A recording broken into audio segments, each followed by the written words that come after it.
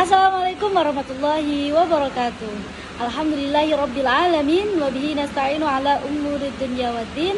Wassalatu wassalamu ala asyrofil anbiya'i wal mursalin sayyidina wa maulana Muhammadin wa ala alihi wa sahbihi ajma'in. Amma ba'du.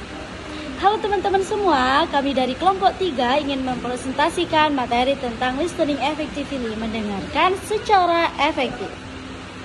Bersama aku, Silva Izatil Aslihah, NIM 040401222134, dan partner saya Satrio Fadil Robani, NIM 040401222133. Selanjutnya nih yaitu menghadiri pidato. Nah, apa sih itu yang dinamakan dengan menghadiri?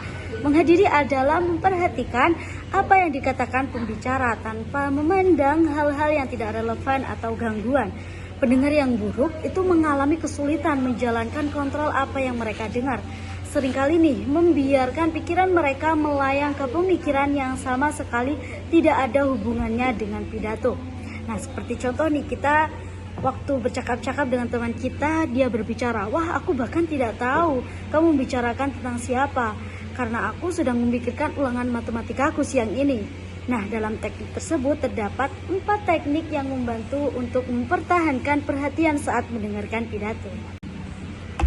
Yang pertama nih yaitu bersiaplah secara fisik dan mental untuk mendengarkan. Misalnya nih, beberapa menit setelah kelas dimulai, profesor pasti mengatakan, dalam 2 menit berikutnya saya akan membahas beberapa materi yang sangat penting. Saya jamin itu akan masuk dalam ujian. Apa yang Anda dapat lakukan untuk meningkatkan perhatian Anda? Ya, secara fisik Anda dapat mengubah postur tubuh duduk Anda, mencondongkan tubuh Anda lebih ke depan, dan hentikan gerakan fisik. Anda juga bisa melihat langsung profesornya, karena dengan melakukan kontak mata menambah jumlah informasi yang Anda dapat.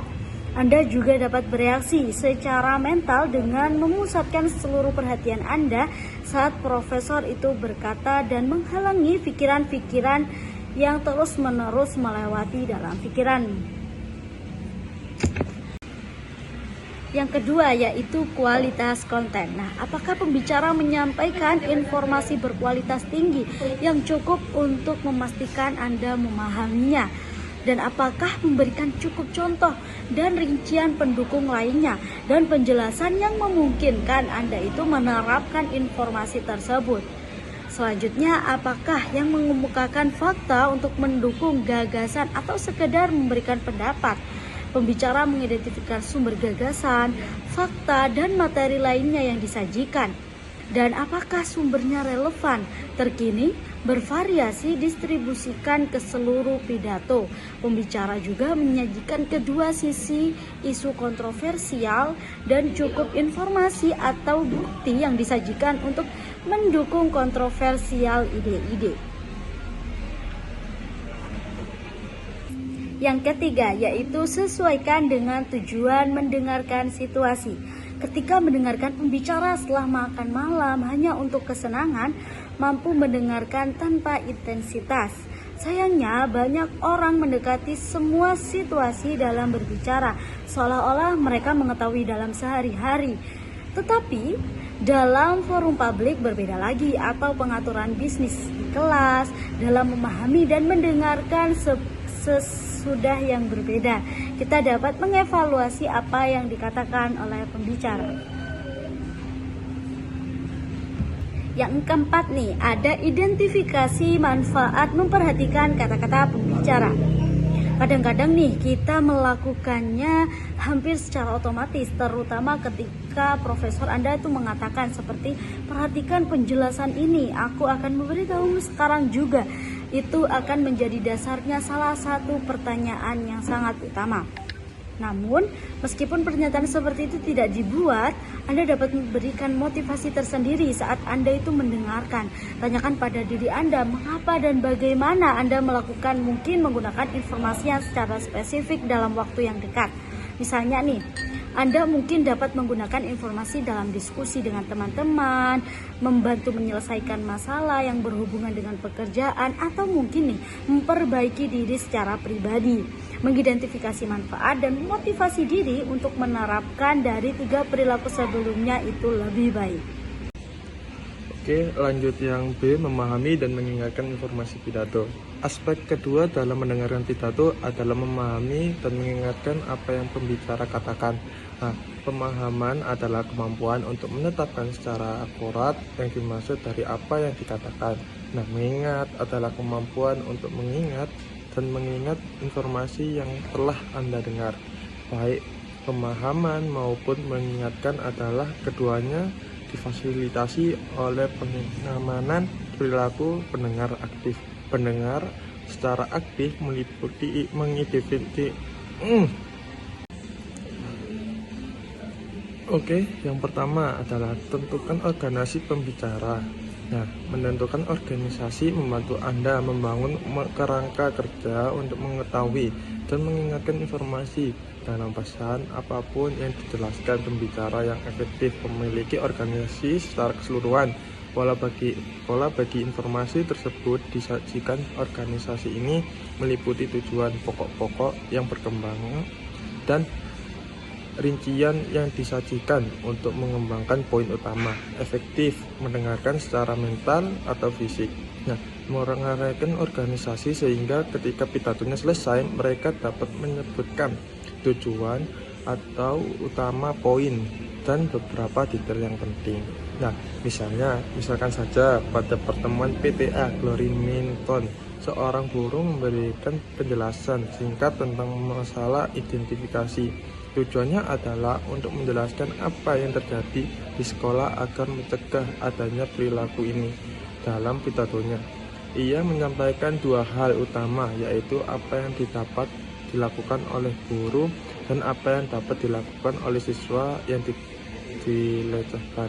Nah, dia memberikan contoh dan rekomendasi spesifik untuk mengembangkan masing-masing poin yang telah dia buat. Ketika selesai menyampaikan penonton yang telah mendengarkan untuk mengingatkan tujuan dan menjelaskan langkah-langkah, guru dan siswa yang dilecehkan dapat mengambil pelajaran meskipun mereka mungkin tidak ingat spesifik contoh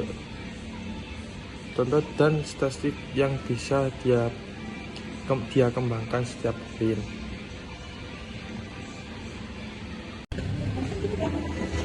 Oke, lanjut nomor 2, ajukan pertanyaan pada diri Anda sendiri. Nah, seperti yang telah kita lihat, bertanya pada diri kita sendiri akan membantu Anda mengidentifikasi aspek-aspek penting dari pidato tersebut. Tapi bertanya pada diri sendiri juga bisa membantu Anda menentukan apakah informasi yang disajikan cukup. Contohnya, jika seorang pembicara mengatakan berenang merupakan satu kegiatan olahraga hampir untuk seluruh otot. Nah, pendengar yang aktif mungkin bertanya dalam hati bagaimana, lalu memperhatikan terhadap materi pendukung yang ditawarkan, atau mintalah jika pembicara tidak menyediakannya. Oke, lanjut nomor 3, yaitu parafrasekan informasi penting secara diam-diam. Nah, parafrase diam membantu pendengar memahami materi. Nah, parafrase ini adalah menyatakan makna dalam kata-kata Anda sendiri ditugaskan ke sebuah pesan. Ini bukan sekadar mengulangkan apa yang telah dikatakan setelah Anda memiliki pemahaman tentang pesan. Nah, yang C yaitu menganalisis pidato secara kritis. Efektif mendengarkan adalah kritis analisis pidato, yaitu proses mengevaluasi apa yang telah didengar dan menentukan kelengkapan, kegunaan, dan dapat dipercaya. Analisis kritis adalah hal sangat penting ketika pembicara mengharapkan untuk dipercaya, mendukung, atau bertindak pada apa yang dikatakan. Jika tidak menganalisis secara kritis, apa yang Anda dengar, Anda itu beresiko tersesat bersama dengan ide-ide yang melanggar nilai-nilai. Saat menganalisis pidato, ada pun yaitu pertimbangan-pertimbangan. Yang pertama yaitu kredibilitas pembicara. Bagaimana pembicara memperoleh keahlian mengenai subjek ini? Apakah pembicara tampaknya berpengetahuan luas? Apa yang dilakukan atau dikatakan pembicara membuat Anda mempercayai apa yang dikatakan? Mengapa haruskah Anda mempercayai pembicaraan ini? Nah, hal tersebut merupakan kredibilitas dari pembicara. Yang kedua yaitu kualitas konten. Nah, apakah pembicara menyampaikan informasi berkualitas tinggi yang cukup untuk memastikan Anda memahaminya? Dan apakah memberikan cukup contoh dan rincian pendukung lainnya dan penjelasan yang memungkinkan Anda itu menerapkan informasi tersebut? Selanjutnya, apakah yang mengemukakan fakta untuk mendukung gagasan atau sekedar memberikan pendapat? Pembicara mengidentifikasi sumber gagasan, fakta, dan materi lainnya yang disajikan. Dan apakah sumbernya relevan, terkini, bervariasi, distribusikan ke seluruh pidato. Pembicara juga menyajikan kedua sisi isu kontroversial dan cukup informasi atau bukti yang disajikan untuk mendukung kontroversial ide-ide. Yang ketiga yaitu kualitas struktur. Apakah Anda memahami apa itu inti dari pidato, gagasan utamanya, dan apakah pembicara itu tertata dengan baik, dan apakah mereka itu saling mengikuti secara logis, dan apakah ide-ide penting yang hilang sehingga perlu dipertimbangkan. Nah, apakah nih pembicara itu menggunakan bahasa dan ungkapan yang jelas dan menarik sehingga dapat difahami dengan setiap poinnya.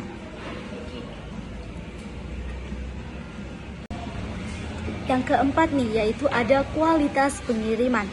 Apakah si pembicara ini terdengar dengan tulus, penuh dengan informasi dan juga dapat dipercaya?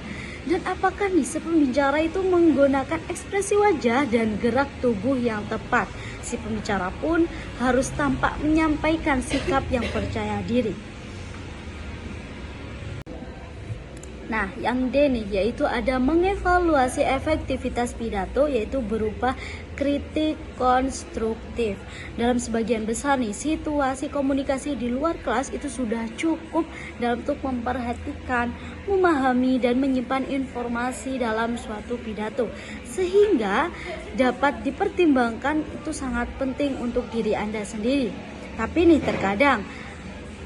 terkadang kamu pun mungkin diminta untuk menyediakan formal penelitian dan kritik terhadap pidato atau presentasi untuk teman sekelas, kolega ataupun seorang karyawan. Biasanya jenis penilaian ini mengharuskan Anda untuk menganalisa dan mengevaluasi keefektifan pidato berdasarkan seberapa baik pembicara bertemu dengan kriteria yang diinginkan. Kritik yang membangun adalah menganalisis terhadap suatu pidato atau presentasi yang mengevaluasi seberapa baik seorang pembicara bertemu dengan pembicara tertentu, tujuannya untuk sementara mengikuti norma-norma berbicara yang baik dan itu merekomendasikan caranya presentasi itu dapat ditingkatkan lebih baik lagi. Nah, yang ini ada pedoman kritik konstruktif. Nah, yang pertama yaitu ada kritik yang efektif berkomunikasi pengamatan tertentu. Komentarnya seperti kerja bagus atau lambat turun. Yang kedua nih ada kritik yang efektif dimulai dengan pengamatan terhadap apa yang dilakukan pembicara jauh sebelum beralih ke pengamatan tentang apa yang bisa dialihkan pembicara dengan lebih baik. Yang ketiga, yaitu ada kritik yang efektif mengikuti pernyataan observasi dengan penjelasan tentang bagaimana dan mengapa perilaku yang diamati mempengaruhi tuturan. Dan yang keempat, yaitu ada kritik yang efektif diungkapkan sedemikian rupa sehingga jelas mencerminkan pribadi Anda, seperti kebenaran, dan bisa menyatakan bahwa saya adalah aku daripada Anda, dan bertutur kata misalnya daripada menggunakan Anda, bahasa untuk mengatakan Anda itu membutuhkan kelambat turun menggunakan bahasa saya. Nah, yang F nih ada isi kritik yang membangun. Kritik yang konstruktif itu menawarkan pengamatan tentang isi pidato, struktur, dan juga pengiriman. Komentar pada konten berfokus pada analisis pembicara terhadap topik tersebut dan materi pendukung.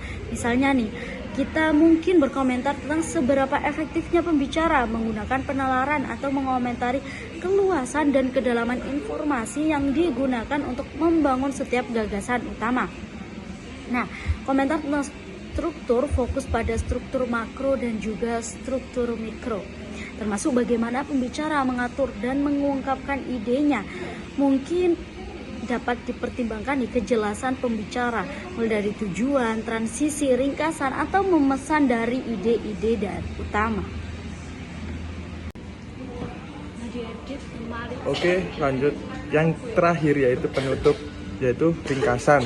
Mendengarkan adalah proses menerima, memperhatikan, membangun makna dari dan menanggapi pesan lisan atau nonverbal. Mendengarkan secara efektif di depan umum situasi pembicara adalah proses aktif yang memperlakukan keterampilan menghadiri, memahami dan mengingat, menganalisis secara kritis dan mengevaluasi pembicara secara efektif. Proses memperhatikan suatu pesan dipertajam dengan bersiap untuk mendengarkan. Pendengaran menyesuaikan perhatian untuk mendengarkan tujuan yang berbeda situasi dan mengidentifikasi manfaat dari menghadiri kepada pembicara. Sebelum kami akhiri, kita punya satu pantun nih buat kalian.